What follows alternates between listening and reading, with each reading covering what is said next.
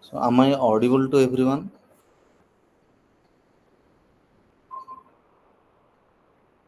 Yes, sir. Okay. So, we'll start. In today's class, we are going to discuss about uh, the tribes of Andaman and Nicobar Islands. And in the first uh, part, we'll be discussing about the Great Andamanis of Strait Island. And regarding in general, actually, if we see the history of Andaman and Nicobar Island and its relationship with India, especially during the colonial rule, it was referred as Kalapani, that everyone knows. Kalapani basically means black water, and the cellular jail was situated in Kalapani or in Andaman Island, and the freedom fighters uh, and according to the British, especially British government, they called them as the dreaded criminals, especially those who indulge into insurgent kind of activities. They used to send them as per the British law to the cellular jail, and uh, there was also another story who, if you read actually the writings of Savarkar and others, you will get to know that that was also a sending someone outside uh, of the country through the waterways. There was some cultural meaning attached to it, and basically Kala Pani means once you cross the water, actually the sea water, you lose your caste. That is what actually the Britishers wanted to do, and the reason was once they send a freedom fighter or someone to outside the country to that particular island through the sea route, they will lose their caste and society will abandon them. So that was one of the reasons. And if you read Savarkar's story, the book published by Penguin University Press by Vikram Sampath, you will get to know that how actually he struggled. Mm, then if you see how actually Andaman and Nicobar Island became part of India's part of India. And initially, if you see, during the Second World War, actually, the Japanese army actually took over this island. They occupied this island, and before that, Britishers were actually controlling, or they occupied. Britishers occupied Andaman Island, but then after during the Second World War, Japanese occupied these islands, and they symbolically actually handed over them to Subhash Chandra Bose, the freedom fighter, uh, and subsequently it got integrated with uh, the independent India after India got independence. And uh, the scholars and anthropologists are not clear about the background of the major tribes of Andaman and Nicobar Islands, and but then there are few studies where actually they extensively studied, though few in number, but then there are number of studies, and one of the classic is everyone must be knowing about Redcliffe Brown's The Andaman Islander. And if you see the subsequently following Redcliffe Brown, there are also a number of other scholars, those who uh, uh, studied the tribes of Andaman and Nicobar Islands. And if you see the major tribes of Andaman and Nicobar Islands, they are mostly Great Andamanese, the Ong tribe, the Jarua tribe, then Shompen tribe, and Sentinelese. And with regard to the uh, authentic information or authentic historical information about that particular, about the tribals of Andaman Island, Andaman and Nicobar Islands, the paucity of information always restricts the anthropologists, sociocultural anthropologists to uh, you know get more information about their history. And it was actually, if you see, among the Indian anthropologists, it was Majumdar actually who extensively studied. And so far, if you refer the if you want to know about the tribes of Andaman and Nicobar, then you cannot actually overlook uh, Majumdar. And now actually we'll move to how actually, number of tribes day by day, the diversity of the tribal population, especially in Andaman and Nicobar Island, is declining. And the data shows that there are number of tribes between, if you compare the data between 1958 and 2001, the number of tribes residing in these were two major islands were 16. But then now, if you see, gradually uh, it declined to a significant extent, and almost 9 to 10 tribes have already vanished.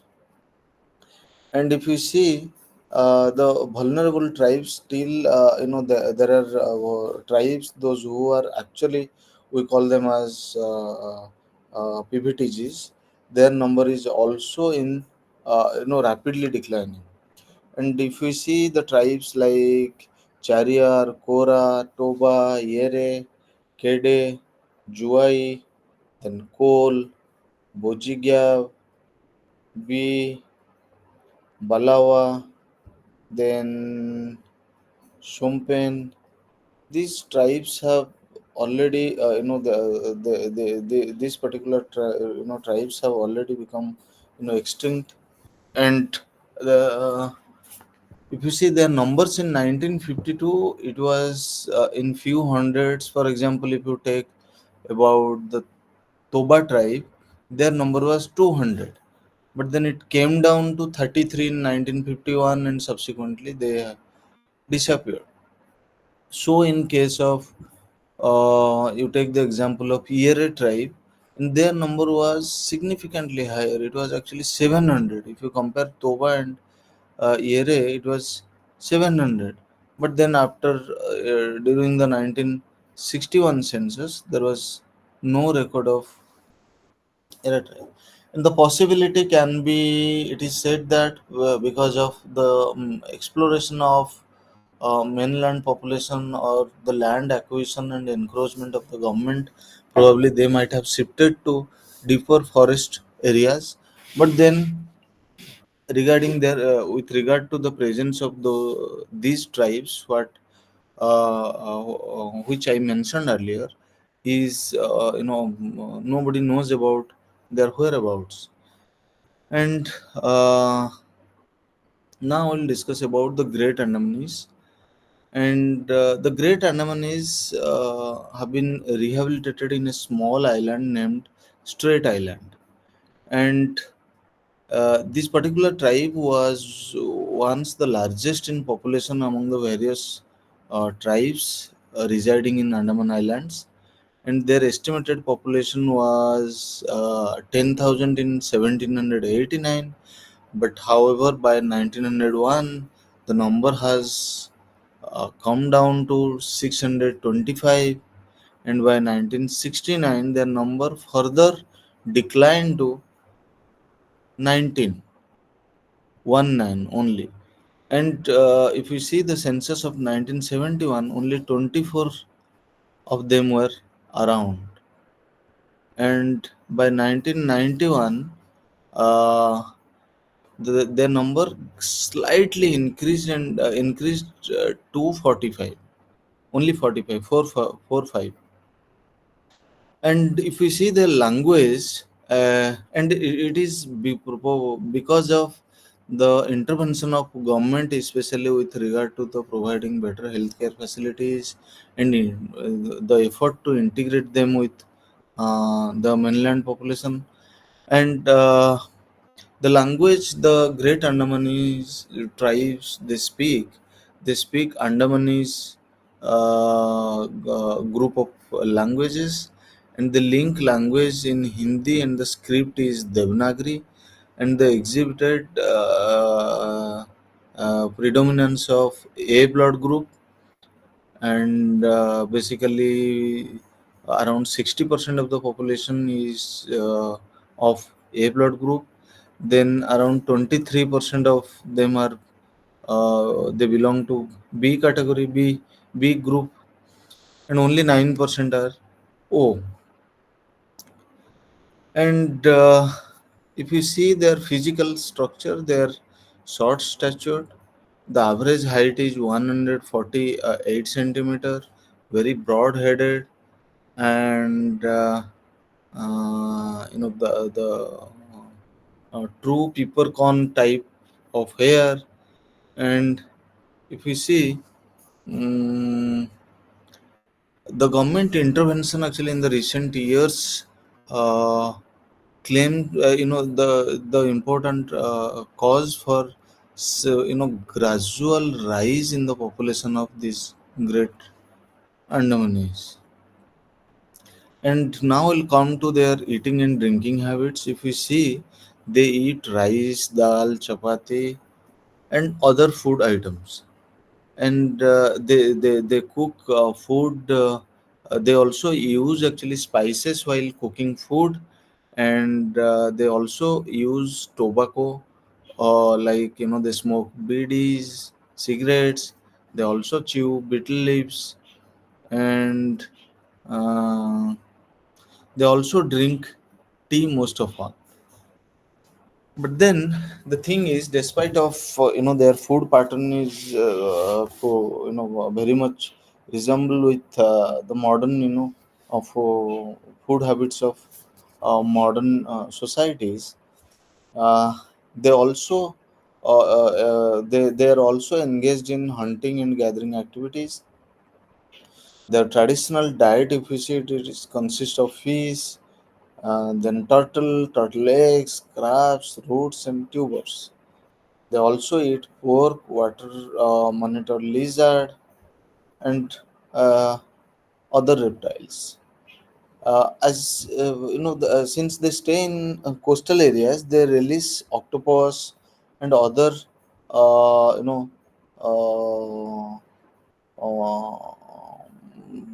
seafoods basically.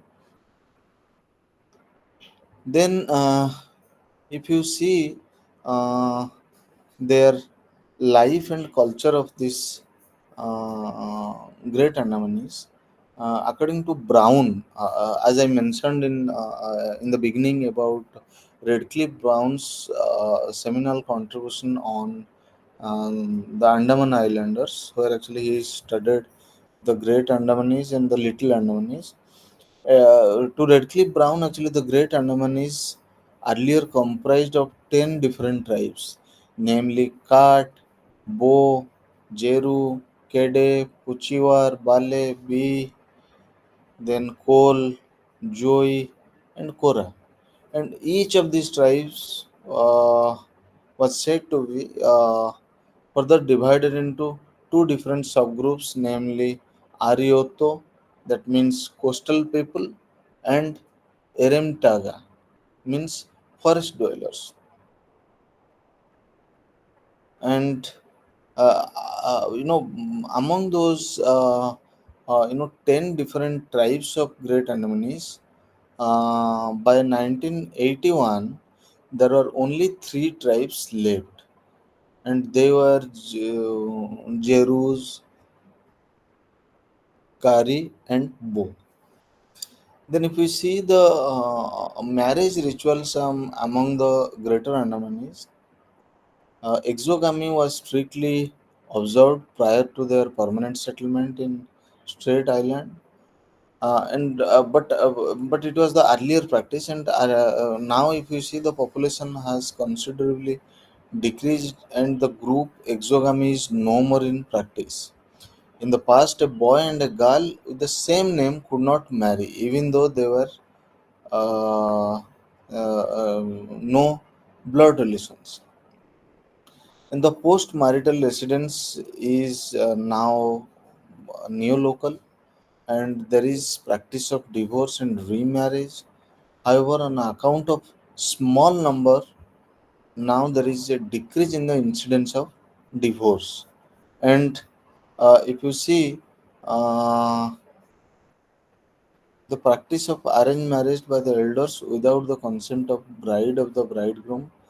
The reason is now, since their number is gradually declining, the gradually actually the restrictions with regard to marriage rules and rituals gradually actually shrinking, and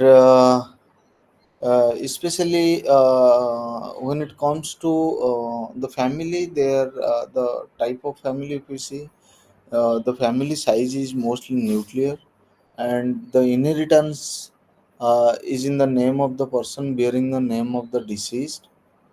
And during marriage ritual, the bridegroom, in the presence of people, is made to sit on the lap of the bride, and both of them embrace each other. And when it comes to the death rituals, the great Andamanis are believed to bury their dead along with the personal belongings at a place nearby their settlement. And this particular practice is the manifestation of their belief in the life after death. And to them, the body dies but the soul continues living, and there is no period of death pollution as we mostly observe in Hindu societies. And this period may last from um, 1 month to a year. There is no definite period actually. And on the last day of that, they hunt a turtle and arrange a feast.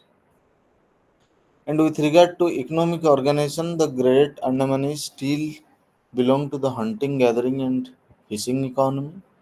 And but then, if we see,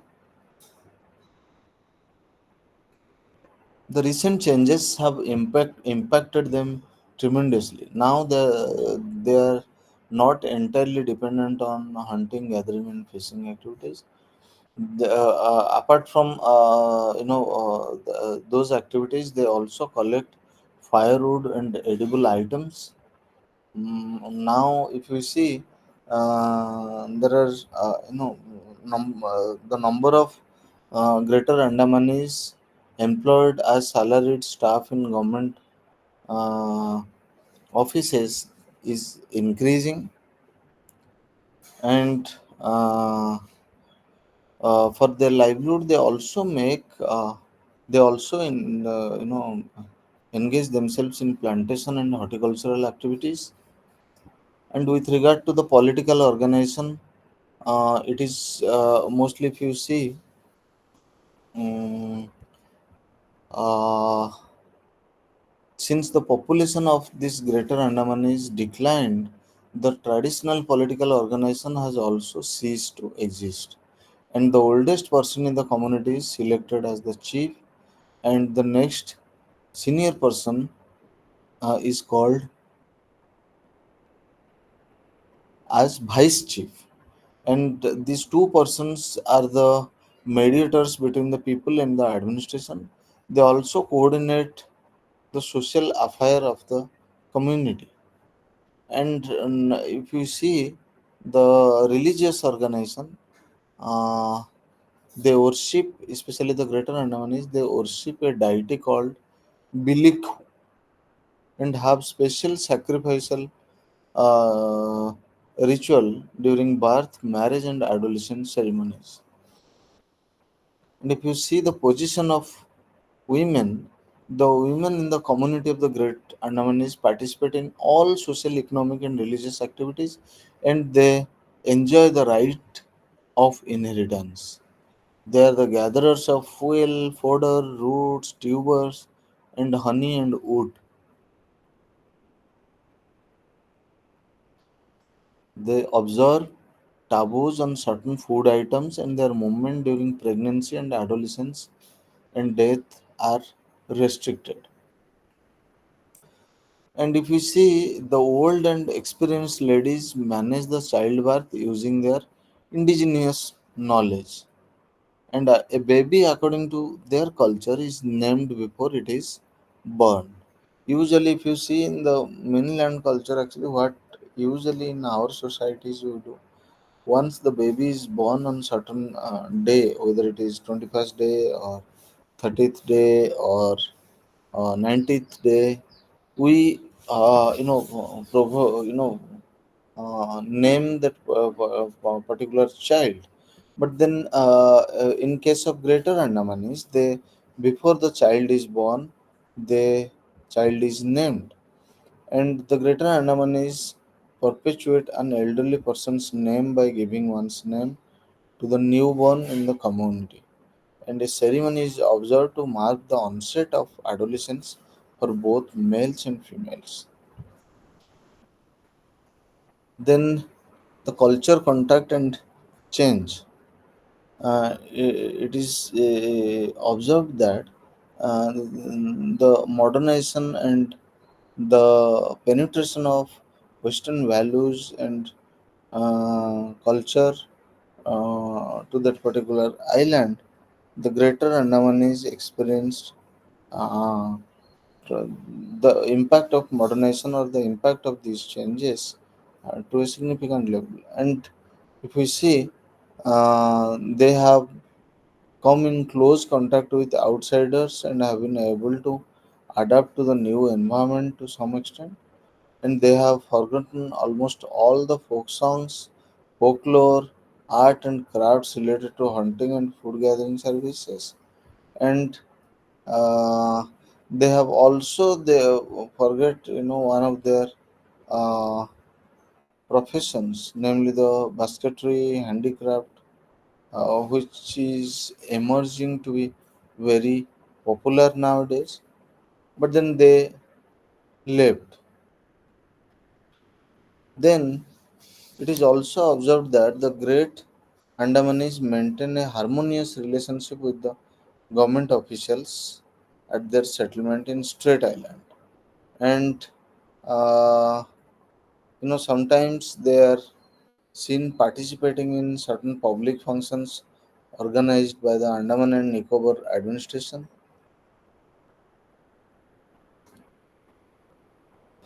And they are said to have marriage relationship with the Burmese settlers earlier. And the entire community of Great Andamanis live in a permanent settlement provided by the Andaman and Nicobar administration. The government has provided them with concrete house and electricity. The settlement includes a community hall, nursery, then dispensary as well as cooperative store and other facilities.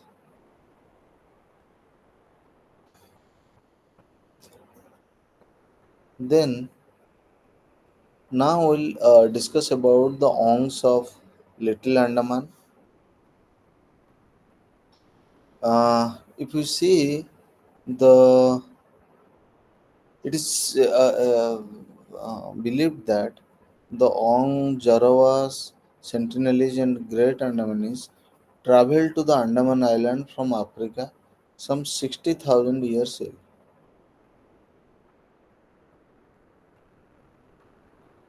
60,000 years ago. So, and the Negritos and the Mongoloids are said to have occupied the Andaman and Nicobar Islands for centuries. And the first Andaman primitive tribes to have come into contact with the Indian settlers were the Great Andamaners, followed by the Ong, and finally the Jarawa. The interesting thing is you can see actually when British rule was there, then Redcliffe Brown actually studied the Andaman Islands. And mm, but you know that was the reason actually. It was, if you read the Andaman Islanders, you will get to know that how Brown actually initially struggled to learn the Andamanese language, for which his work actually got delayed because he got the fellowship from Royal Anthropological Society, and it was for only 2 years. And in an attempt to learn the Andamanese language, he almost lost 6 months. Then he was uh, lucky enough to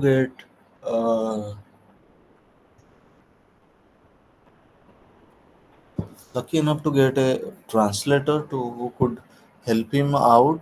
And if you see his study, you can see that how actually during that time Brown got the access to Great Andamanese, and that was the reason actually their pictures came to the outer world at a very early phase of time.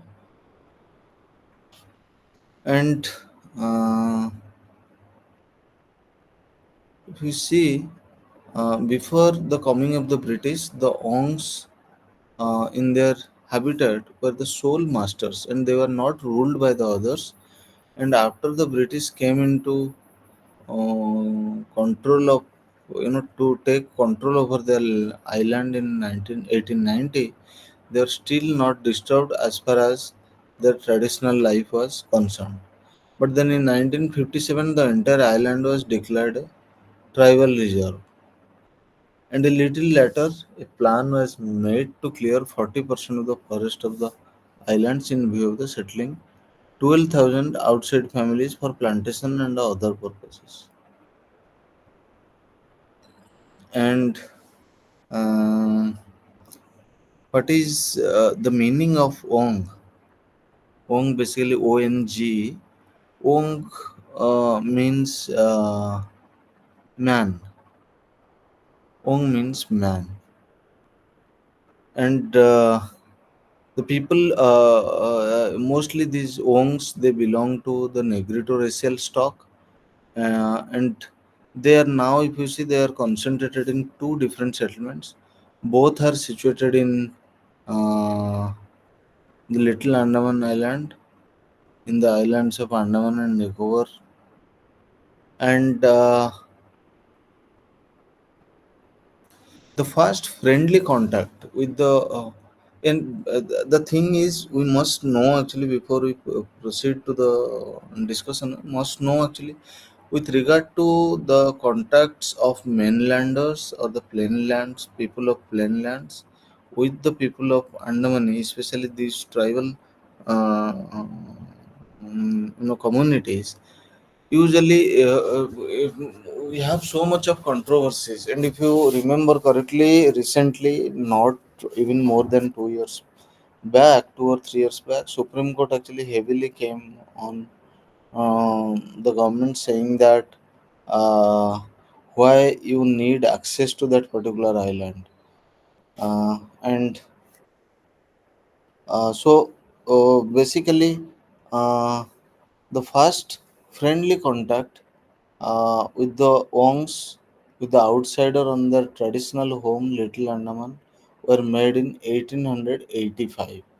And it is believed that prior to that, there are no efforts of any contact for fear of gathering, there is no effort or any contacts for fear of getting killed or kidnapped. And the Ongs are basically their physical feature. If you see, they're very short statured and with broad hip shape, and they have a short and broad face, peppercorn head hair, They have scanty hair on the body and face and a broad nasal profile. And the Wong, they had developed the skills of seamanship to travel across the open sea. They engaged in fishing and hunting regularly on and around the uninhabited inhabited islands between Little Andaman and the Rutland Islands. And with regard to uh, their social organization, uh, the Ongs live on fish, wild boar, turtles, dugong, roots, and tubers. They also, harvest. They also collect fruits and honey. Wheat and rice have become staple food in recent years, and tea is their favorite drink. And with regard to the language they speak, uh, Ong is a language spoken by the Ong people in Little Andaman Island. It is one of the two languages together with Jarawa and Non. Uh, it is one of the two languages together with the Jarwa known to belong to the Ongan branch of the Andamanese language family. The Ong language is basically without any script. They do not have a script, and some of the Ongs are reported to be conversant with the colloquial Hindi language. And now, if in present day situation, actually, if you visit the Andaman and Nicobar Islands, you will get to know that now almost 60% of their population actually they speak Hindi, because we have also come across some of the people from this particular tribe, and they do speak Hindi. And with regard to the rituals and ceremonies, if we see, uh, just a minute,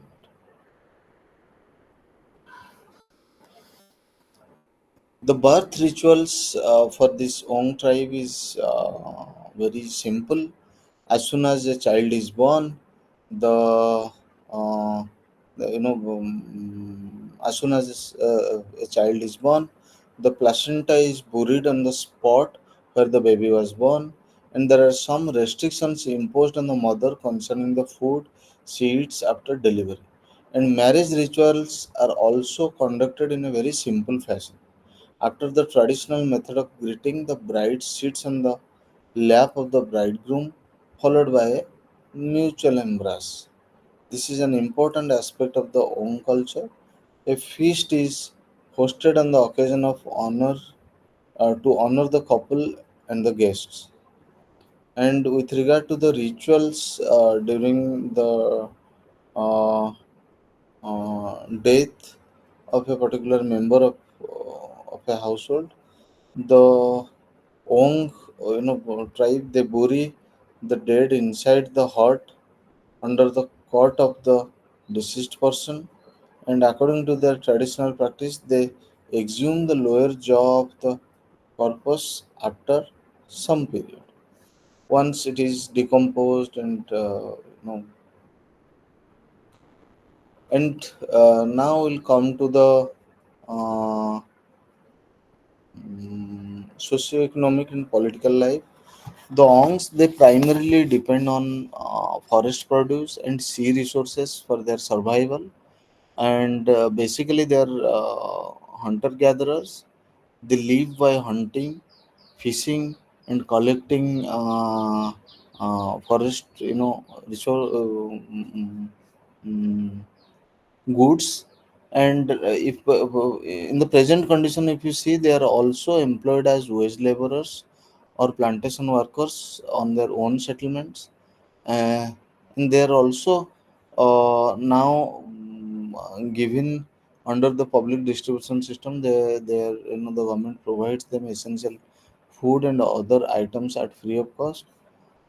And now, apart from these occupations, now if you see, ongs are also engaged in, like the great Andamanis, they are also engaged in salaried jobs.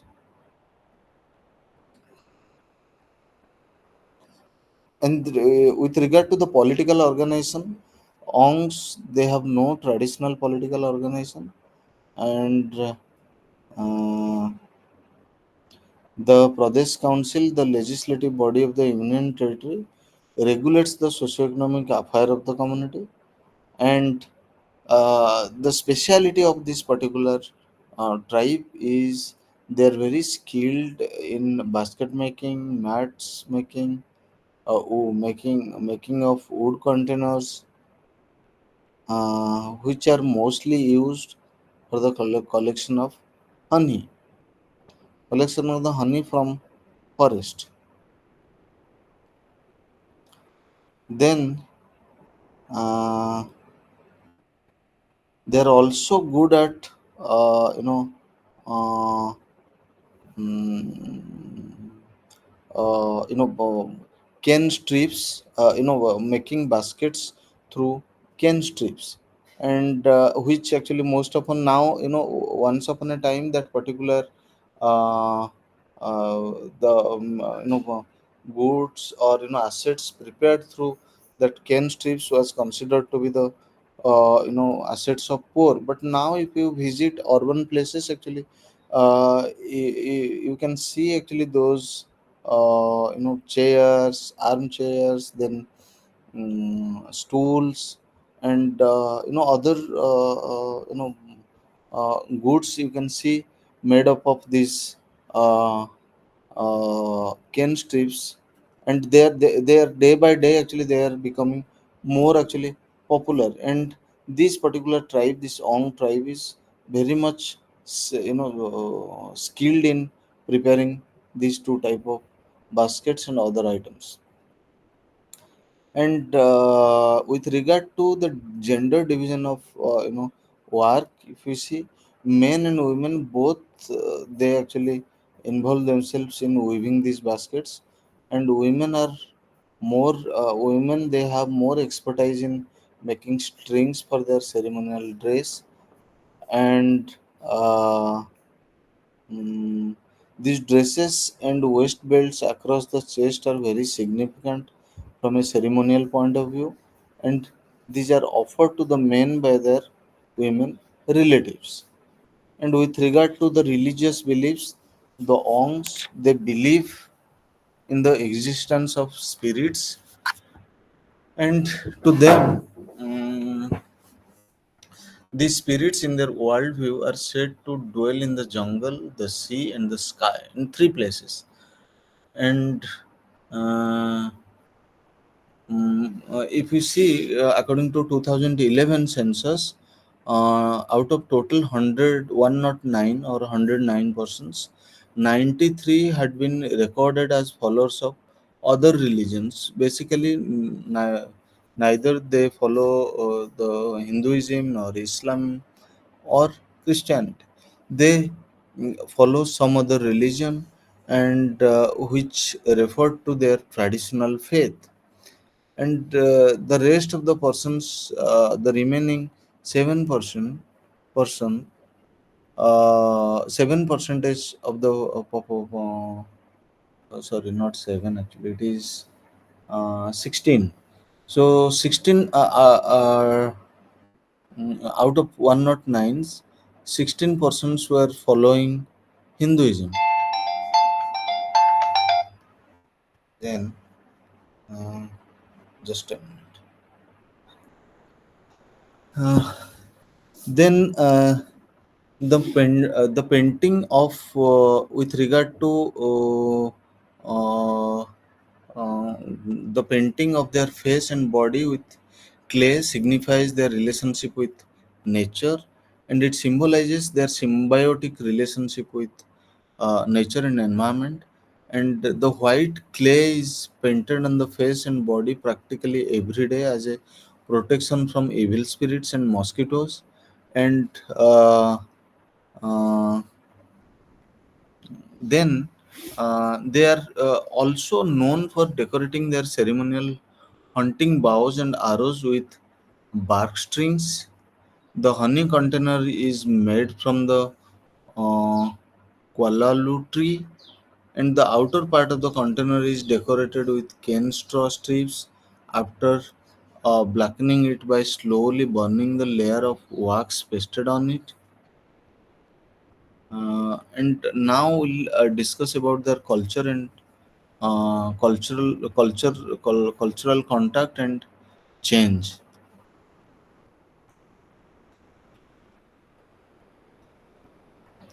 The Ongs are said to have developed contacts to some extent with the Bengalis.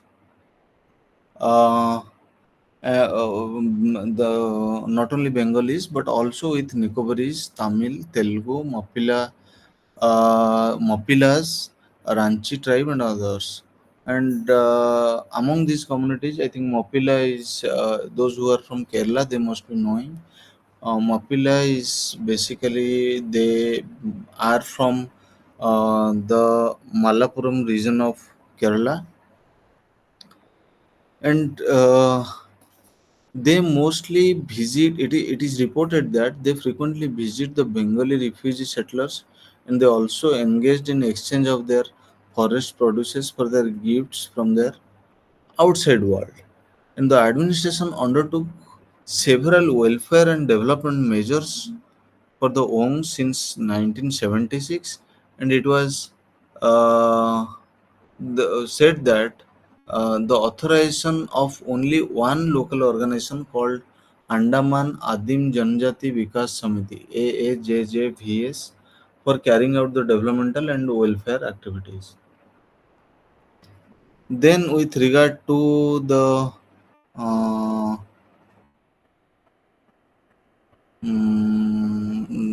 their development of their locality with regard to land upgradation, if you see the recent development on Little Andaman includes clearance of 3000 hectares of forest land for settlement and plantation, and construction of road from Hot Bay north and west, construction of jetties at Hot Bay and Dugong Creek, the settlement of Nicobaris at South Bay,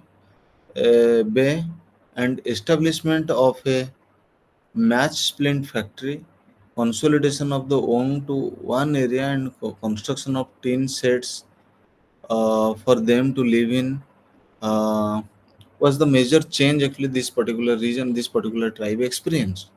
And if you see a poisoning incident in December 2008 held responsible for further reduction in the number of the Ongs, and it was reported that 8 male tribal members died after consuming a toxic liquid identified as methanol, apparently mistaken for alcohol.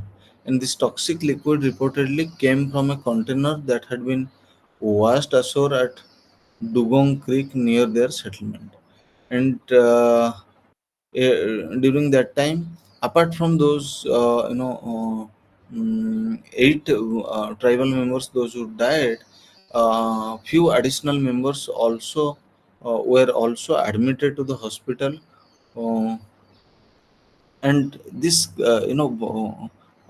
shows that uh, they were not familiar with the consumption of alcohol, and they could not identify or differentiate between methanol and alcohol.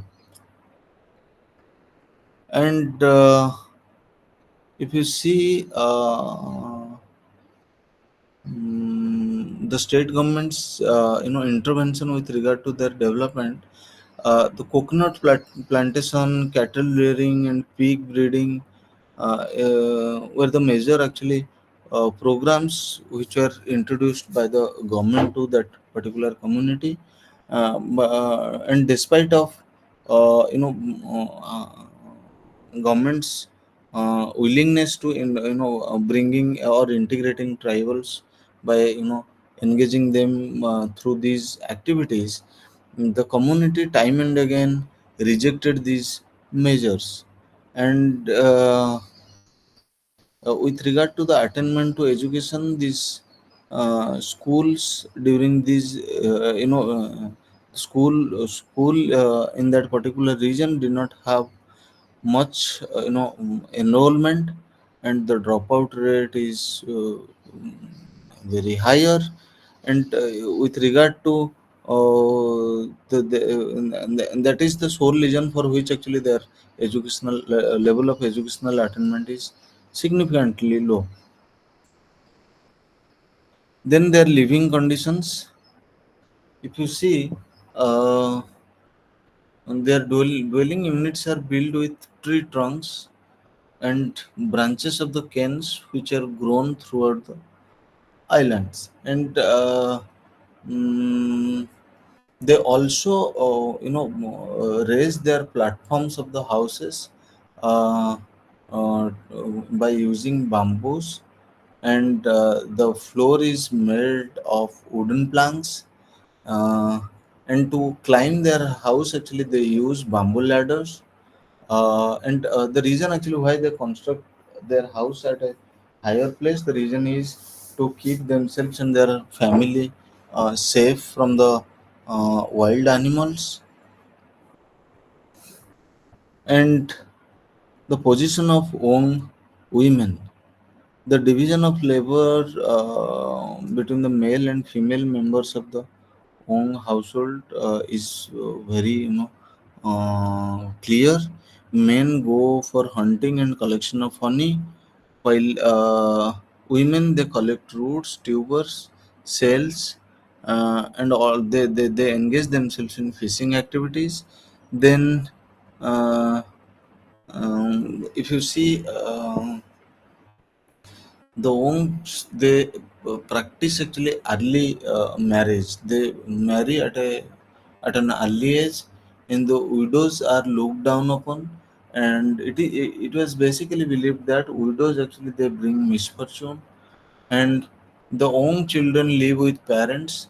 However, the adolescent boys prefer staying separately. And the young women actually basically they command a good deal of influence and respect in the community.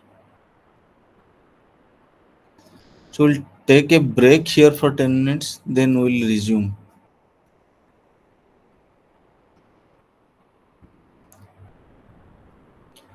We'll start sharp at 4 p.m.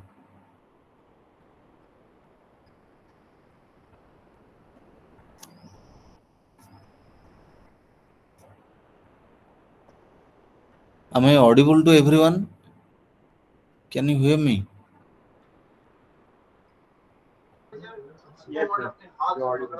Okay, okay. So we'll meet at 4, Hussein. Okay.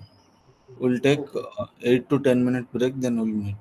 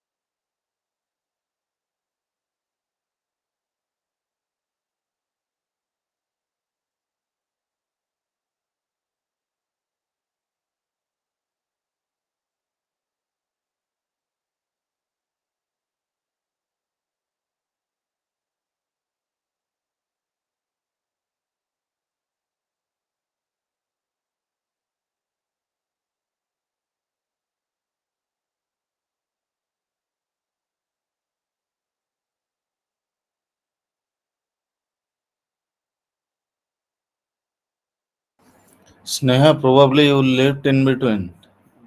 Nah, because uh, we are on 10 minutes break.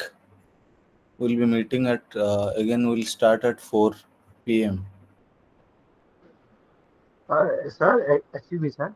Yes, yes. Sir, there is a lot of some topics of sentinel, sir. The Okay. Andaman, not Andaman. Sir, a little bit discussion on that would be insightful. Thank Yes, you. yes. We'll be discussing. Hussein will be discussing about Sentinels. Okay.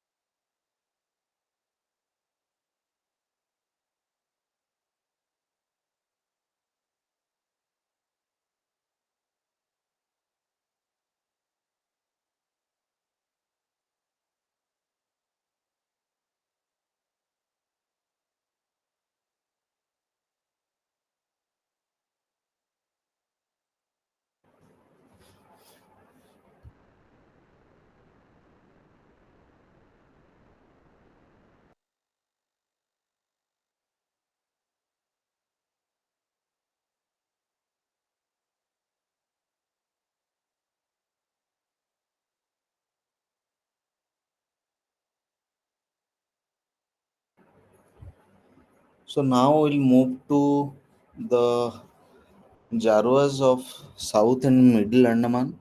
Then we'll move to Sentinels. And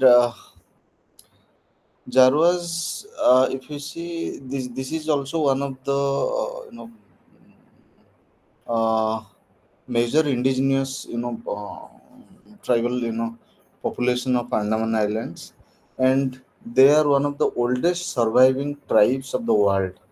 You must know it. They're one of the oldest surviving uh, tribe in this world, and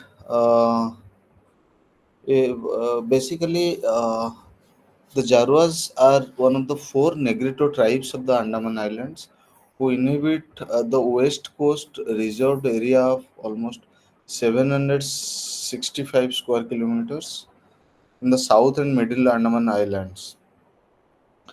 And it was actually Redcliffe Brown. Time and again, I'm repeating Redcliffe Brown because he was the one actually who extensively studied Jarwas. And to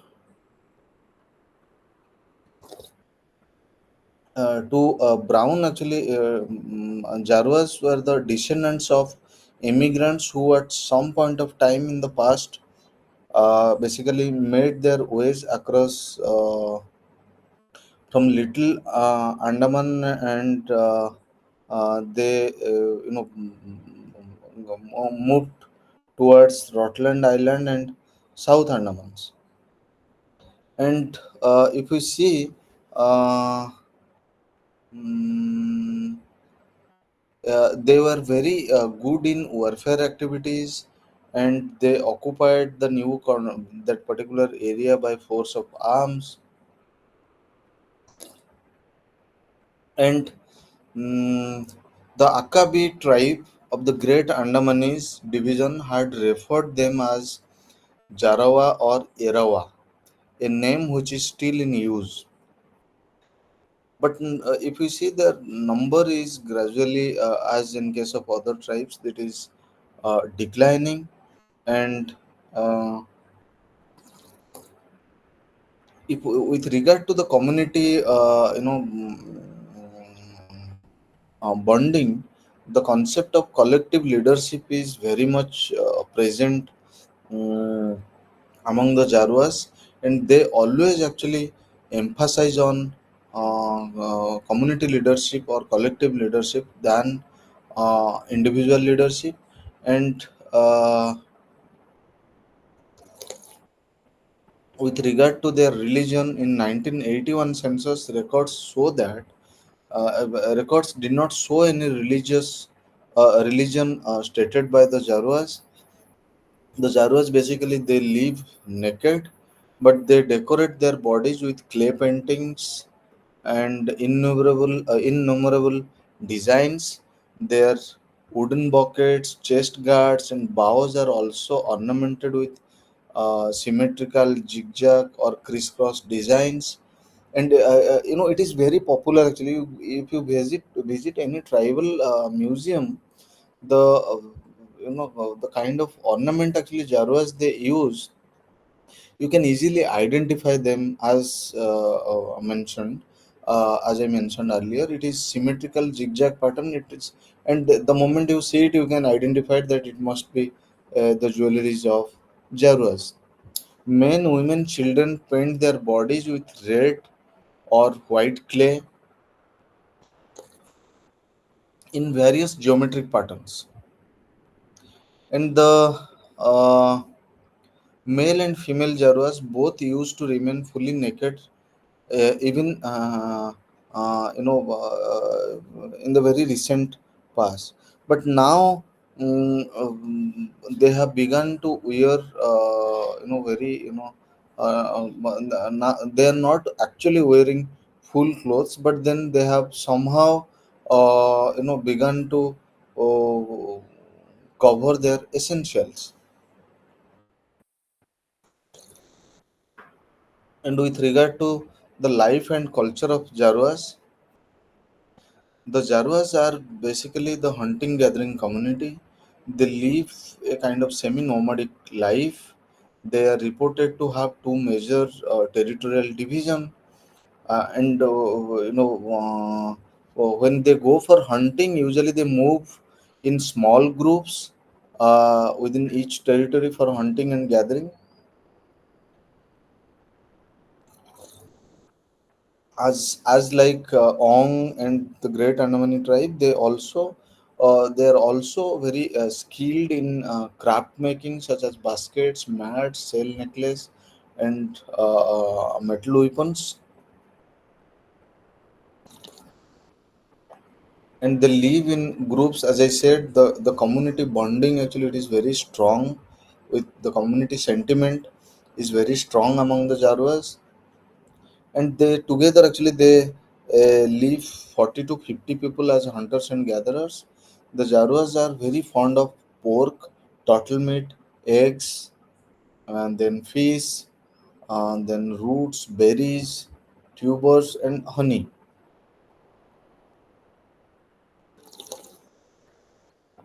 And they do not consume any alcoholic drink or narcotics. But then of late it is reported that now they have started uh, mm, their likeness towards coconut, banana, boiled rice, which they get occasionally from the team of officials or government experts visiting their area to establish contact and to integrate them with the mainstream society. And with regard to marriage and family, the Jarwas practice adult and monogamous marriage. Their smallest social unit consists of a nuclear family with a male and a female and their unmarried minor children. And what happens during the hunting and hunting expeditions? some of the families move together and each family gets a share of the catch. And the items gathered by the members of a family are shared among them.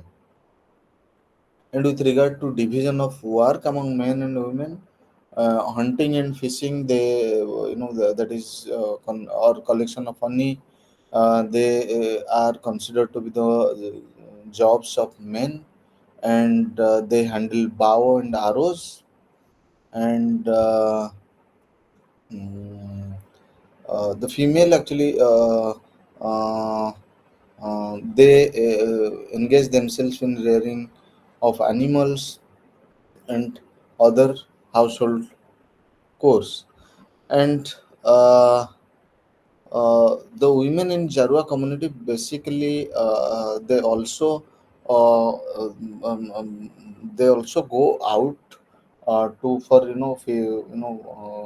for catching fish by by using through the baskets crafted by them, and they also help in collecting roots and tubers occasionally.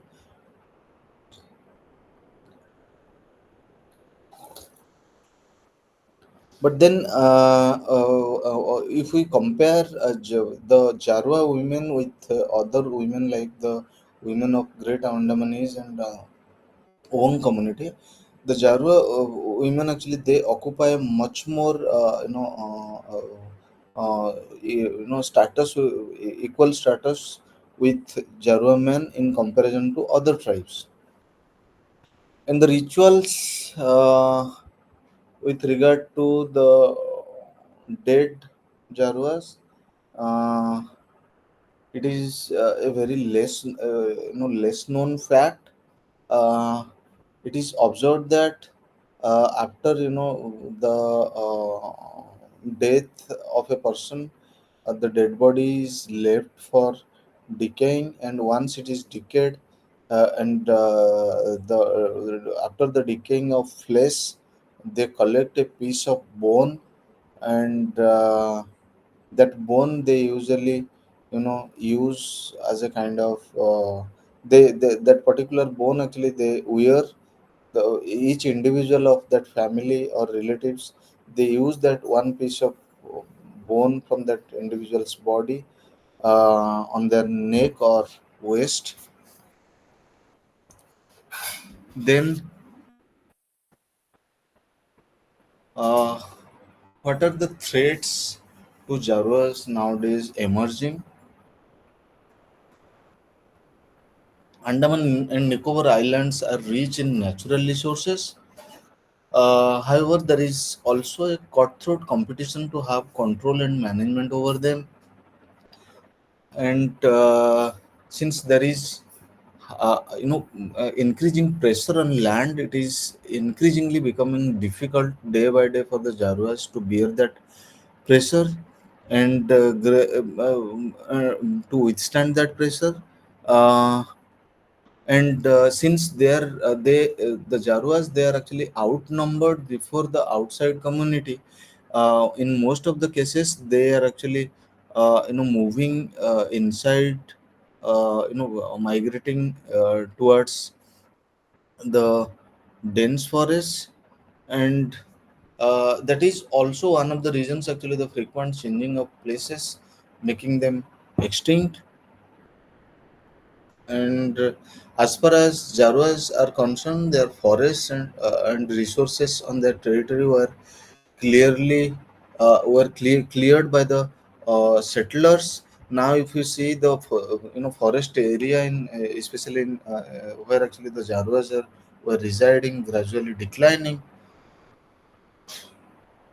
And with regard to the large scale logging operations, even today it is very much rampant. The contractors, they are actually engaged in logging operations, which is also one of the major causes of deforestation in those areas. And after the depletion of forest, the adverse climatic impact affected the health, economy and culture of that particular community. And the studies of the late 1980s show that there was soil erosion due to the um, falling of trees, and the clearing of trees resulted in the death of coral in the surrounding seas, and all these resulted in a sharp decline in the number of the endemic species such as Andaman wild pig, endangered sea turtles, and other species. And the hunger for tourism development, or the drive towards tourism industry to attract foreign tourists, has serious impact on life and culture of the tribes of Andaman. And gradually, the reason earlier, when I mentioned about the Supreme Court ruling, when Supreme Court came heavily on the government saying that why you are so keen to explore them, why you are so keen to reach them, let them be on their own territory. The reason was actually, we carry so many bacteria, antibodies, then virus, uh, and they are secluded, and they are actually not infected with those diseases. For example, if you take the exam life threatening, serious ailment like tuberculosis, and the especially the people of especially these Andaman islands, those who the tribal communities, those who are still the dead secluded, they are out of that infection. But then gradually, with the establishment of contacts with the mainlanders, they are also developing or contracting that those diseases, which making them which is one of the reasons for the decline of their life expectancy, since they are not familiar with the modern line of treatment, modern healthcare facilities. They are not accepting that. So this transmission of diseases and infection is causing uh, the untimely death of the tribals, and especially the Jaruas. And in case of escalate, the other source of threats are industries, trade, settlements, and several other establishments. And it is observed that due to the increasing human pressure on these islands and the continued encroachment into their territory, with their prime hunting and fishing land, the Jaruas have started visiting the settlements. Meanwhile, the administration continues to allot land to the settlers by legalizing the encroachments along with the borders of the contested forest tracts. And this actually many times escalated tension between the Jaruas and the settlers.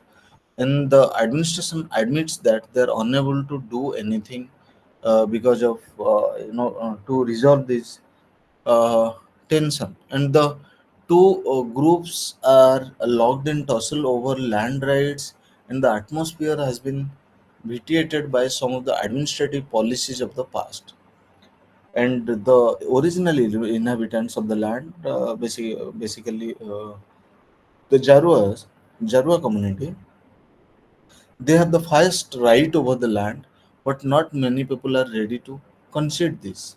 And the solution of this problem actually requires uh, tremendous actually political will, and the contact efforts of the Andaman Adim Janjati Vikas Samiti, anthropologists and police officials to establish friendly contact with Jarua community, and leaving behind glyphs of bananas and coconuts and tobacco have been looked up by critics as uh, scattering rice to uh, ensnare birds.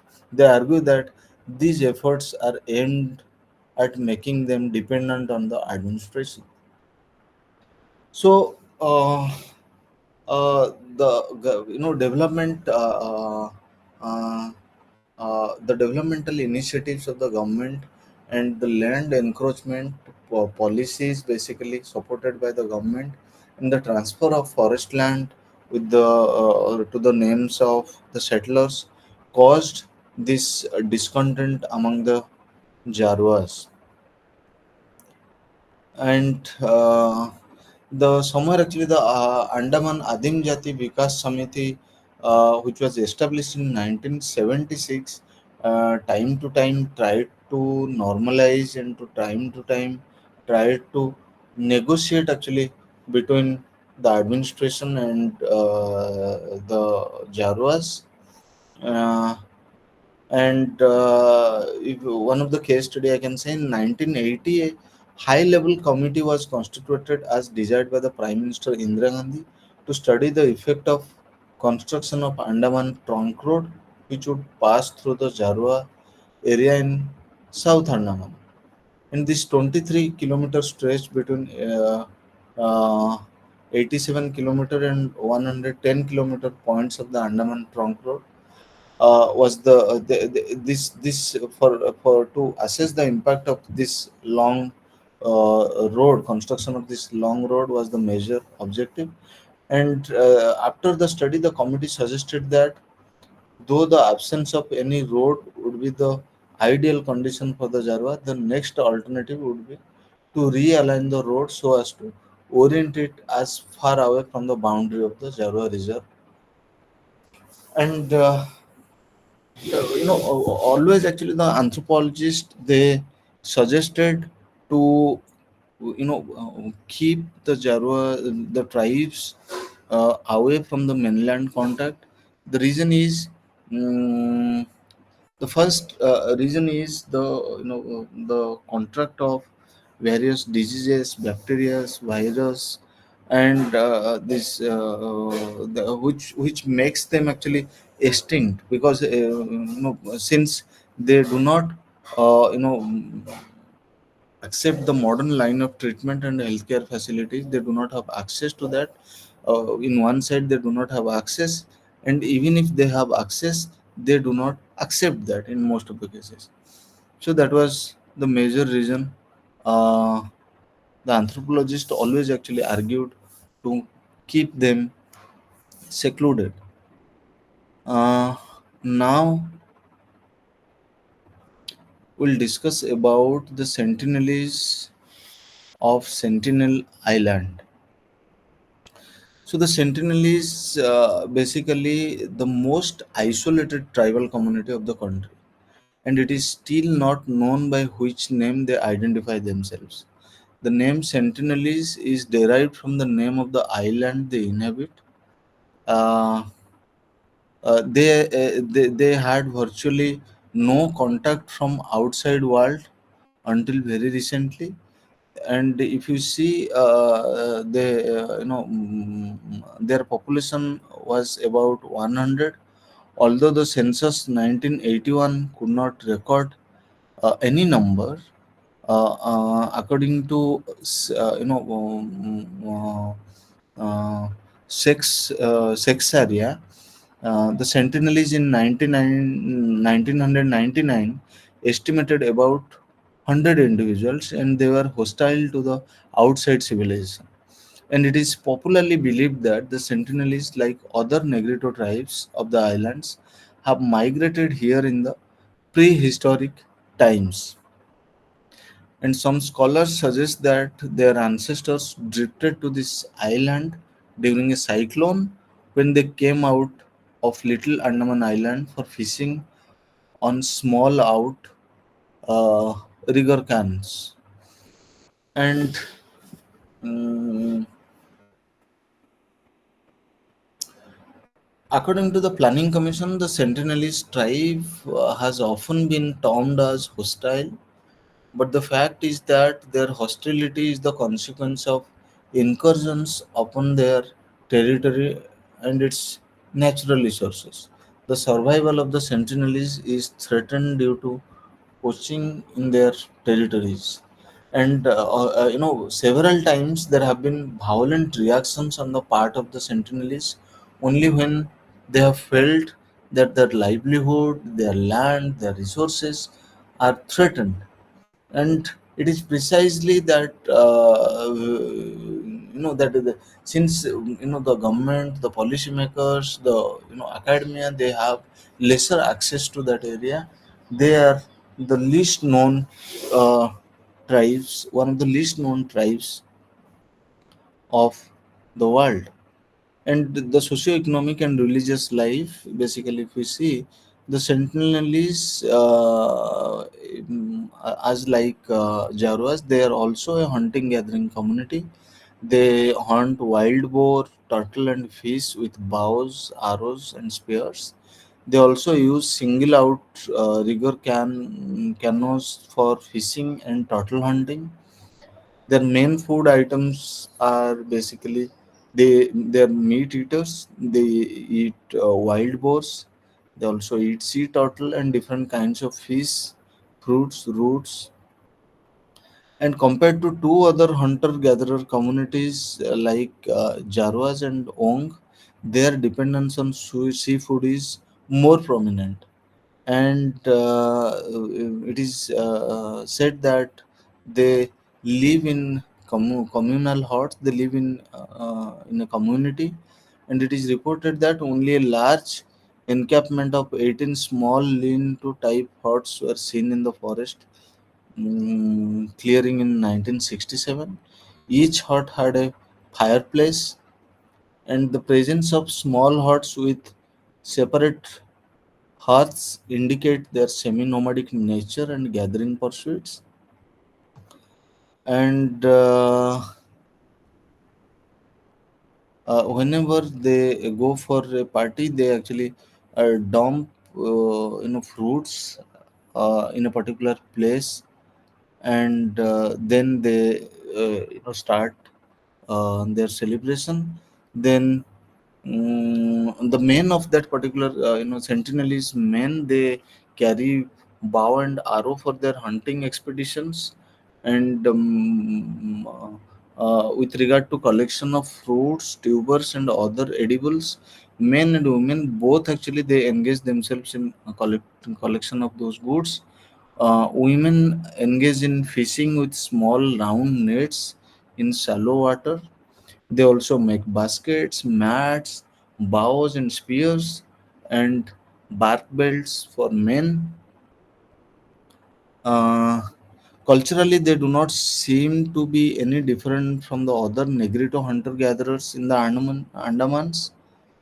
And uh, the social control, if you see, when there are disputes of any kind involving the members of the tribe, the eldest person in the tribe has the authority and mandate to take a decision and settle the problem. Their socio-economic system is guided and safeguarded by the customary laws.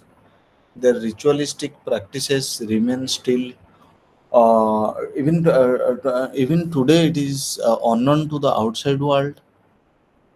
And the dead infants are said to be buried. Uh, and the if you see the language and social practices, it was noticed that the Sentinelese delightfully took the bucket of red color but rejected the green ones. The research team found that pig skulls were deposited in quantities near settlements or were decorated with colors, and they seem to be very fond of red color. And there was absence of any artwork in the Sentinelese society except for the simple linear pattern applied to bows and javelins. If we see the eating and drinking habits, it is said that the Sentinelese, they are very unique when it comes to their food habits. They seem to be fond of coconuts, wild honey, fruits, and nuts. Then sapodilla and pandanus are also gathered by these Sentinelese tribes. They eat raw meat of the animals. According to Mohanty, they eat wild boars, sea turtle, different kinds of fish, and fruits, roots, and tubers. They depend on seafood more than their counterpart like Jarwas and ongs. And with regard to the life cycle, the sentinels are said to practice marriage within the clan. Some rituals are ceremonious. Some rituals are uh, ceremonious and are conducted at the time of birth of the child. And the pollution period continues for a few days, after which there is the normal period sets in. And at the time of death, the dead body is buried with local rituals of the clan, and it is observed that some rituals are performed by their priest. There is communal meal for the members of the clan, and with regard to the crafts, they are good in Sentinelese. They are good in basket making, mat making. They are making of bows, arrows, and bark belts for men, and they also make shell necklaces and headband. Then occupational distribution, if you see, as from the beginning we discussed, the main occupation of the sentinels is hunting and gathering, and uh, uh, mm, the major source of their livelihood they earn from hunting and gathering. They hunt wild boars, they hunt turtle, they catch fish, but then they catch fish with bows and arrows. They also use single out rigger canoes for fishing and turtle hunting. While men are engaged in hunting and fishing with bows and arrows, women are involved. Women and men collectively they involve themselves in collecting fruits, tubers, and other edibles. Women go fishing with small round nets in shallow water.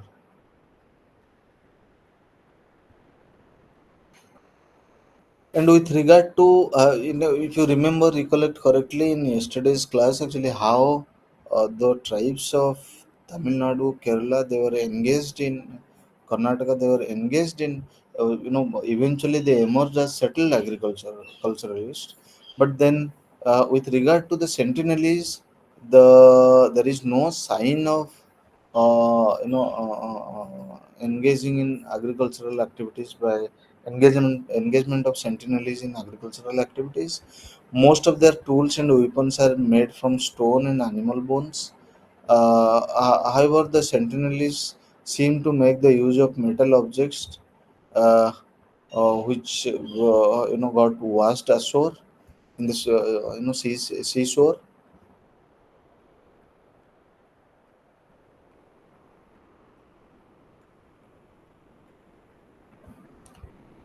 Then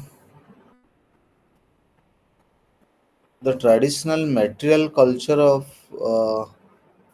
the sentinels, if we see, uh, a study conducted by T.N. Pandit provides a kind of in-depth uh, information about the possession of their material goods, and mostly they,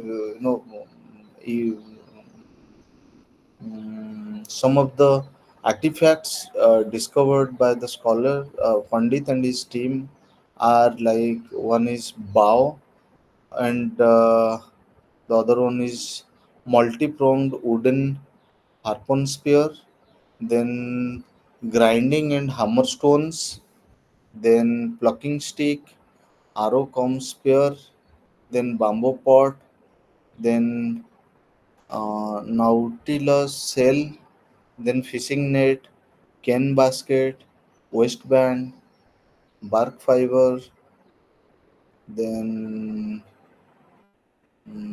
pig skull, resin, then chessboard, then dugout canoe. And if you see the cultural contact change and the threats to the sentinels, the Anthropological Survey of India and the Andaman and Nicobar Island Administration, made actually serious efforts at making contact with those tribes only in 1967 through a joint expedition, and this continued through 1970s and 1980s. The Sentinels initially resented the intrusion of outsiders. They used their bows and arrows on many occasions to defend themselves when they felt their domains were being encroached upon. On any suspected aggression, either by the state or by the settlers, they tried to defend themselves aggressively, and the contact teams have been offering them gifts of coconuts, bananas, and pieces of iron from a distance, which they seem to have a liking for. They reportedly accepted those gifts, which were very discreetly dropped ashore by the official parties visiting them occasionally. However, it was observed that they did not allow them to reach handshaking distance, and the administration and the Anthropological Survey of India succeeded in making friendly contact with them in the early 1991 during the joint expedition to the North Sentiment Island between January 4 and 22nd February 1991. The Sentinels for the first time approached the lifeboat and received a gift of a coconut. A few of them also boarded the lifeboat during the February visit. There are men, women, and children in these groups, and it was mm, you know the officials, those who stood in the water near the shore and gave them more gifts. And it was interesting. It is interesting to know that after receiving the gift, the Sentinels demanded more gifts, and few women showed their annoyance at not receiving their adequate share.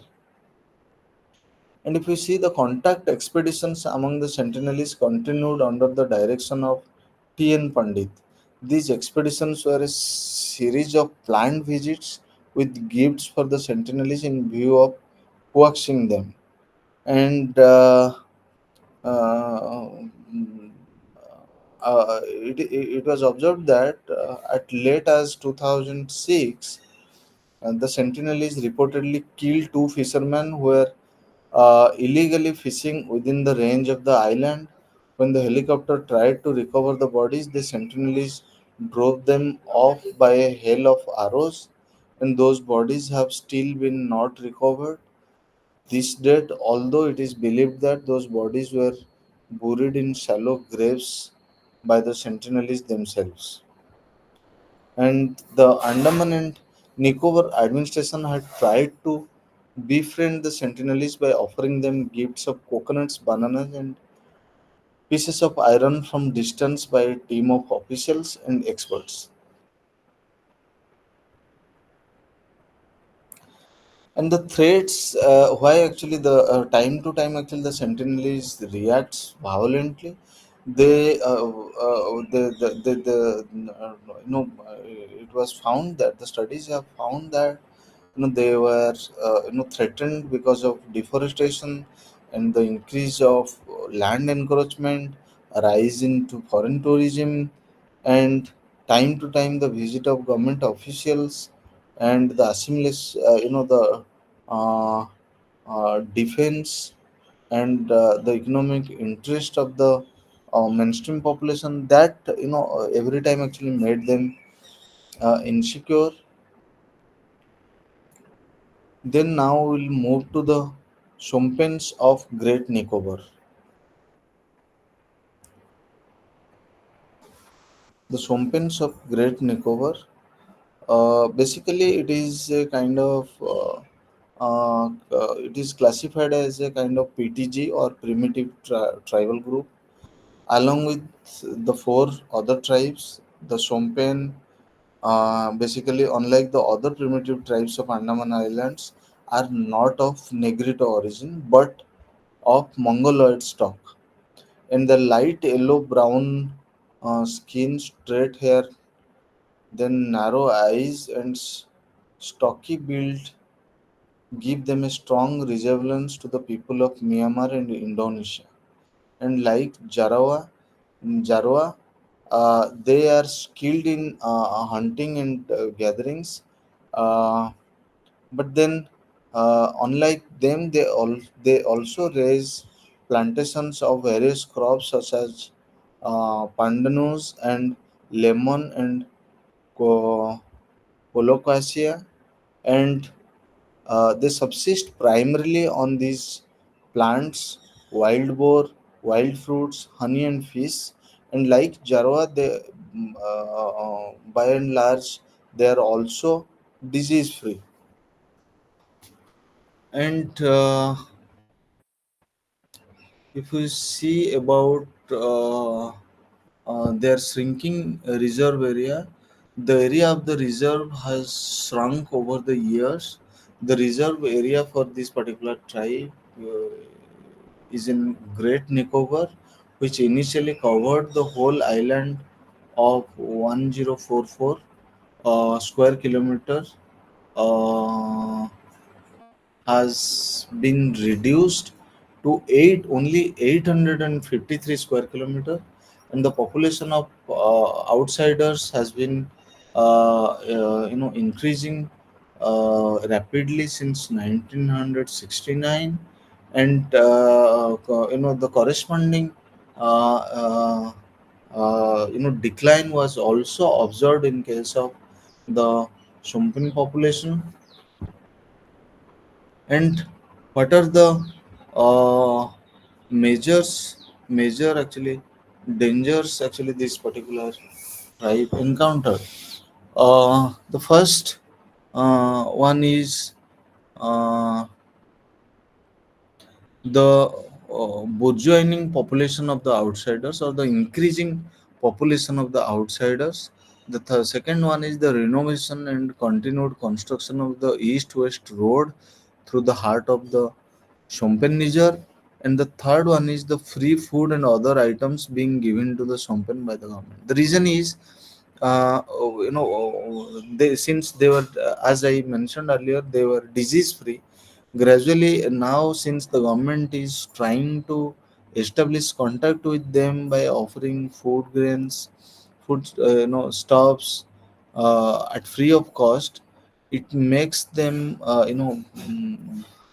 it somewhere actually creates a kind of risk factor for the Shompens for disease contracting.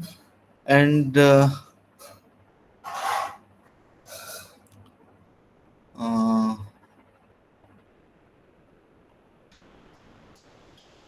just a minute. Um, Uh, as we discussed earlier, actually, Sompens are very semi-nomadic food gatherers and hunters with Stone Age civilizations, and they live in small groups in the dense interior forest of the island. And being suspicious and shy, they have rejected all contact with the outside world. However, they are not hostile. They are well built and taller than the Nicobarese. They have slightly dark complexion, and their feature, especially their noses and jaws, are quite prominent. And the term Sompen might be the outcome of the British pronunciation of the Nicobar term called Shamhap, meaning one who lives in forests. In the Nicobarese, call them Sompen and champion.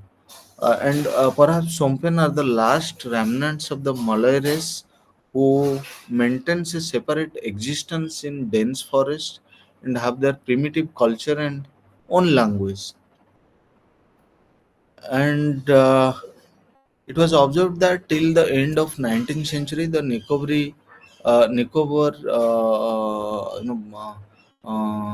archipelago remained isolated from all points of view, and it was annotated with phrases like the paradise of the pirates or the land of the naked people.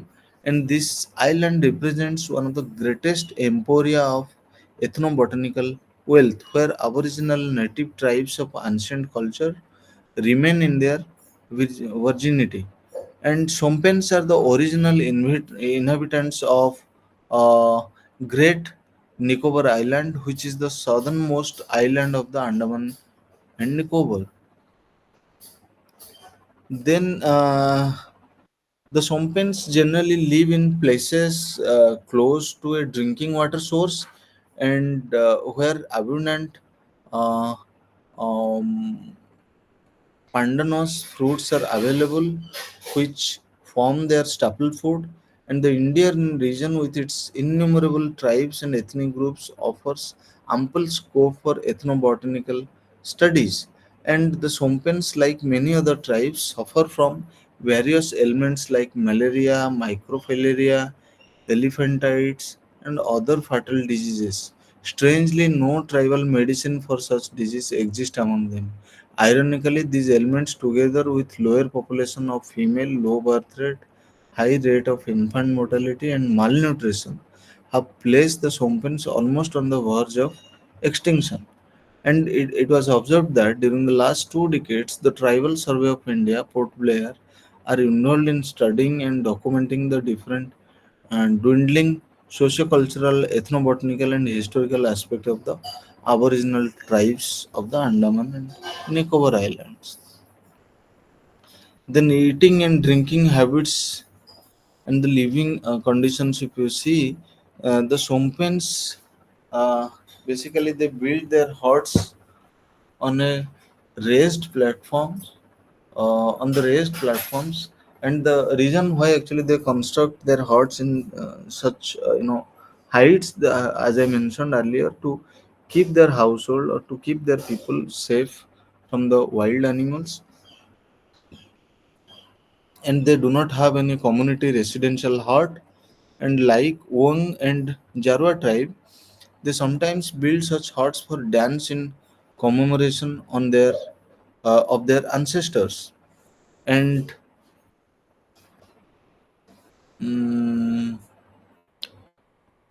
the social organization, if you see, the what Redcliffe Brown found about the social organization of these tribes, more than 60 years, more than even 70 years ago, uh, uh, even it is still stands valid. The social organization of the Sompen is based on traditional kinship and locality. The members of a band are related to one another through blood or marriage. There are no classes among Sompen, who are divided into small groups of men, women, and children. Then a Sompen family is controlled by the head of the family.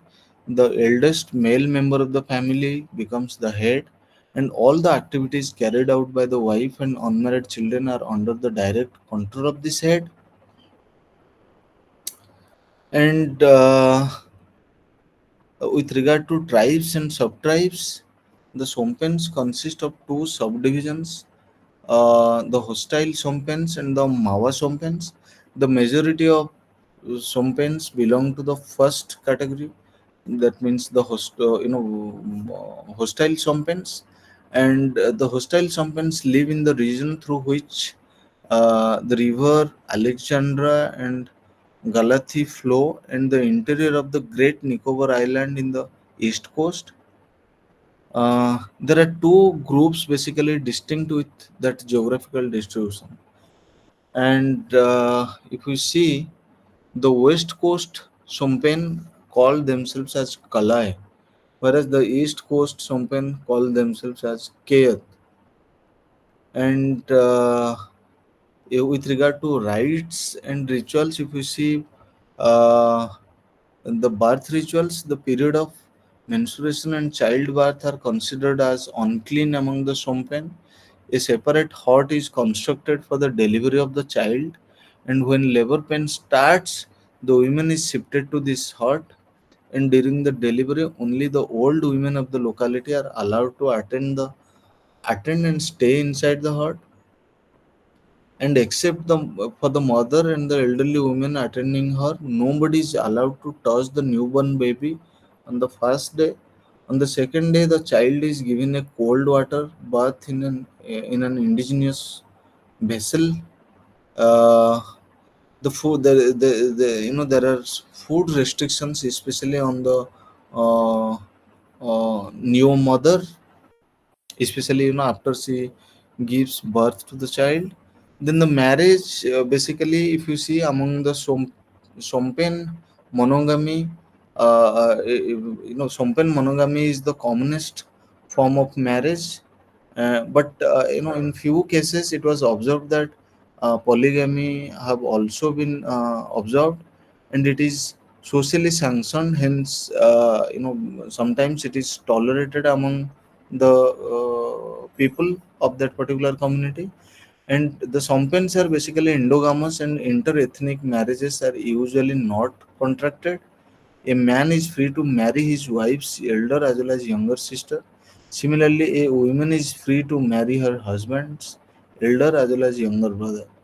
A Sompen acquires his mate in different ways. The traditionally approved means of entering into matrimony are through capture and negotiation.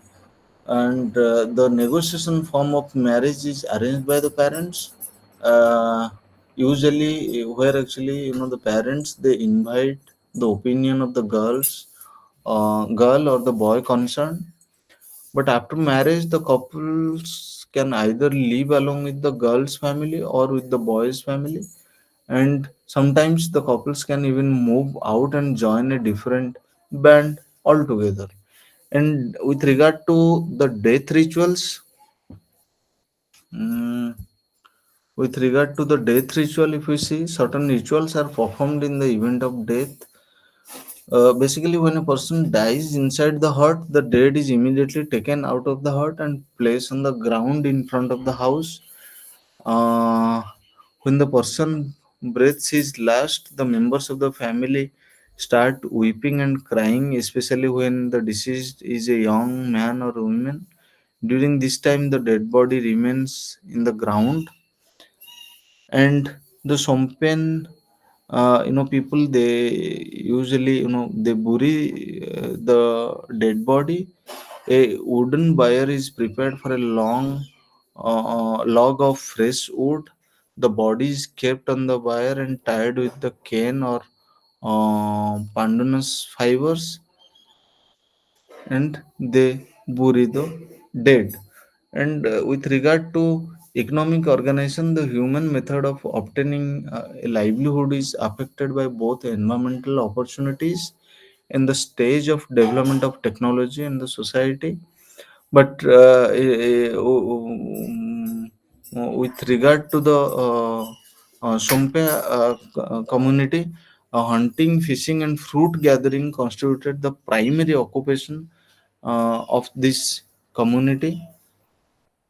And the food sources of the Sompians are both plants and animals. They are the hunting, fishing, and uh, arbori. They also practice apiculture, and the hunting and uh, you know mm, uh, fishing are very much complementary to each other. The Sompians use a variety of plants as the source of their food, as indicated by ethnobotanical survey. Uh,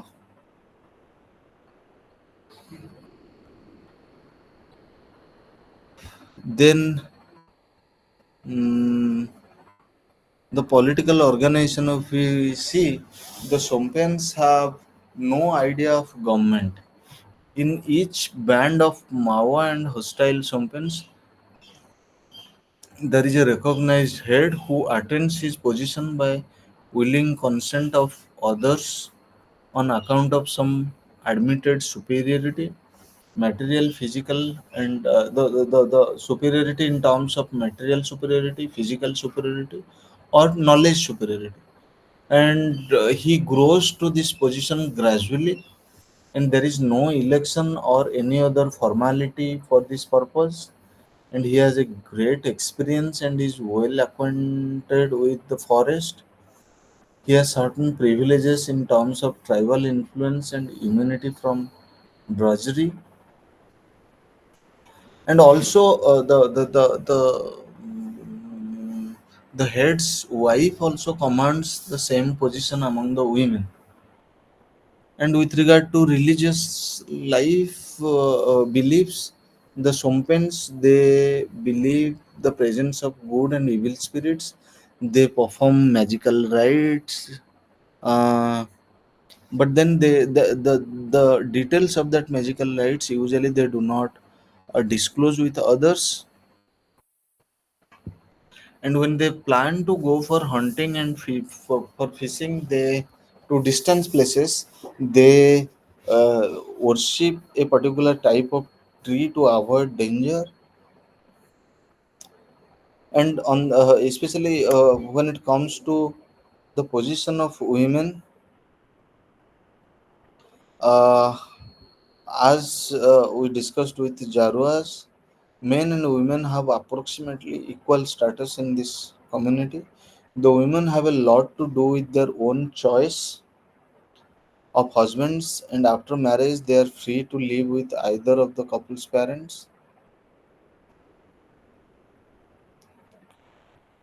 And with regard to the educational attainment, it is still very low for this, the educational attainment of this community. But then the intervention of state government might uh, bring some changes in the coming days. But then till the date, actually, if you see, uh, the Andaman administration in the Shompen hot complex, uh, established in the 1900, in the year 1987. And but then unfortunately there were neither Shompen enrolled in the school, nor was there a teacher posted there in 20 years, till 1987. It is almost 40 years gone. But then the educational attainment, or the question of educational attainment for this particular tribe, is a distant dream. And basically, if we see the tribes of uh, Andaman and Nicobar islands, they mm, reside in a kind of very secluded environment. And in most of the cases, if you see Sentinelese, they are the most hostile ones. But if you see Jaruas and the hostile Chompens, they are no less, actually, hostile when it comes to the threat towards their uh, uh, you know uh, territorial sovereignty and incursions and encroachments. And encroachment is one of the major reason, and for their discontent and the continuous rise of violence between the settlers and between the tribals. So this is where, actually, uh, we'll finish. Yes, it is done.